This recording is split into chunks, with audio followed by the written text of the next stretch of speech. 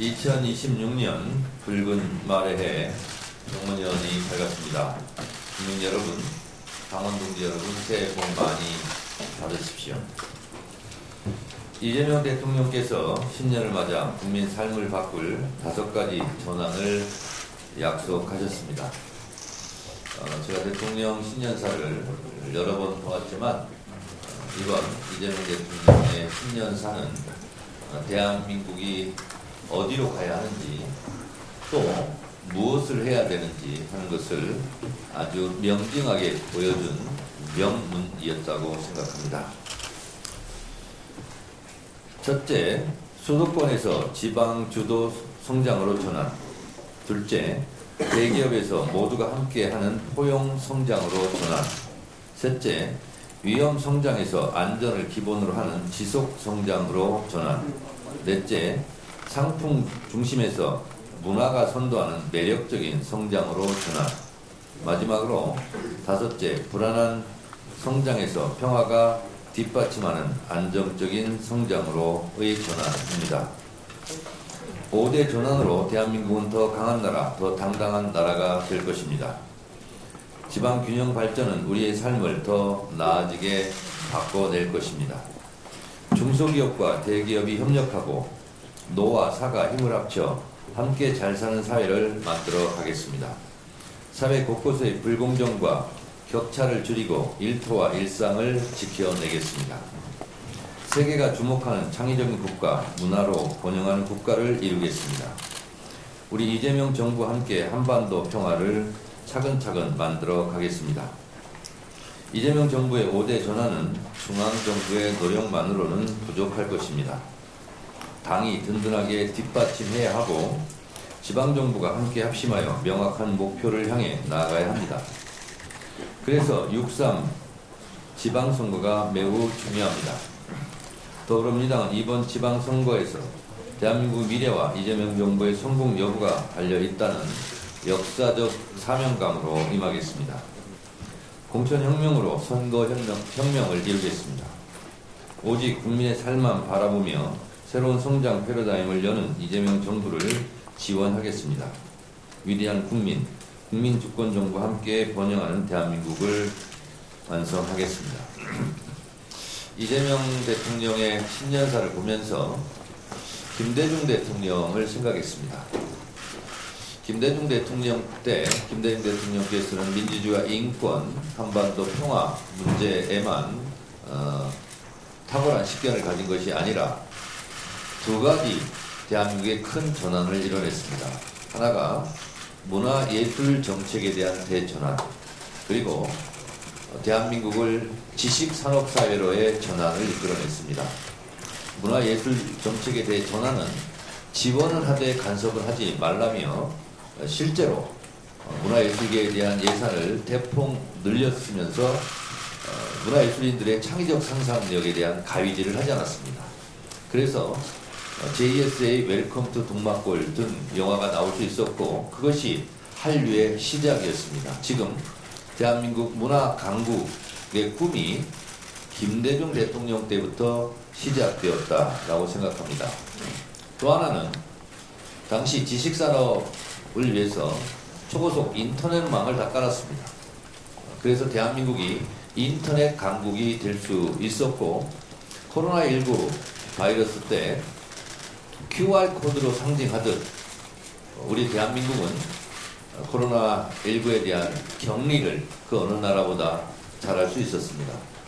코로나 바이러스 감염 경로 추적 능력이 전 세계 1등이었기 때문에 우리는 방역 선진국이 될 수 있었습니다.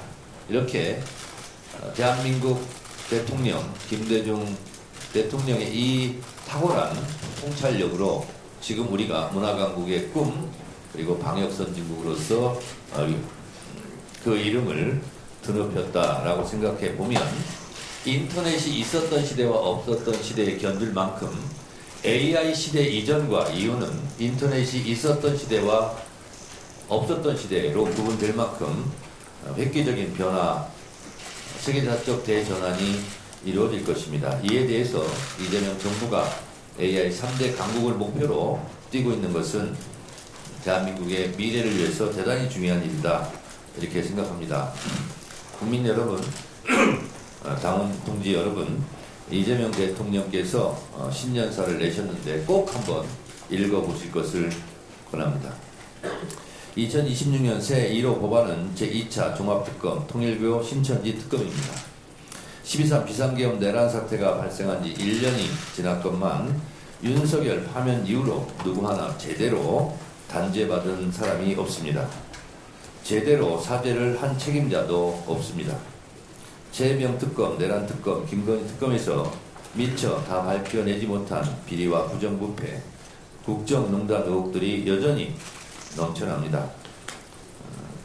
국민의힘과 통일교 신천지 간의 정교 유착 의혹이 있습니다. 이 부분에 대해서는 확실하게 끊어낼 것은 끊어내야 된다고 생각합니다. 국민의힘은 회방 놓기에만 골몰할 것이 아니라 협조하시기 바랍니다.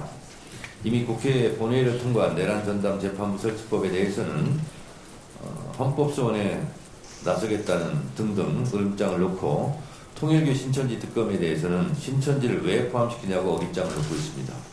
신천지를 왜 포함시키냐고 어깃장을 놓고 있기 때문에 신천지를 꼭 포함시켜야 되겠습니다. 캥기는 게 맞습니까? 헌법 정신이 무엇입니까? 삼권 분립, 정교 분립 원칙 아닙니까? 각종 의혹에 대해서는 겸허히 특검 수사에 임해하고 민생 법안 처리에 협조부터 하는 것이 기본 중에 기본입니다.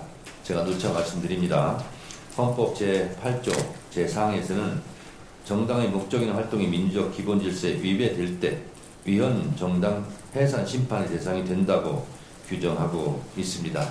이미 국민의힘은 추경호 전 원내대표 등 내란과 연루되었다는 의혹이 있고 실제로 기소되어 앞으로 재판을 받게 될 것입니다.